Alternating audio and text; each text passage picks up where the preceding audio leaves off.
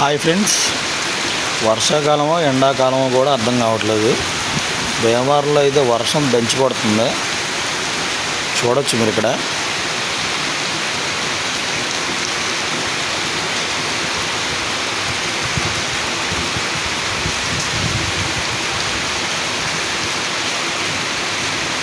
భీమవరంలో ఎప్పుడు కూడా అయితే అతివృష్టి లేదంటే అనావృష్టి.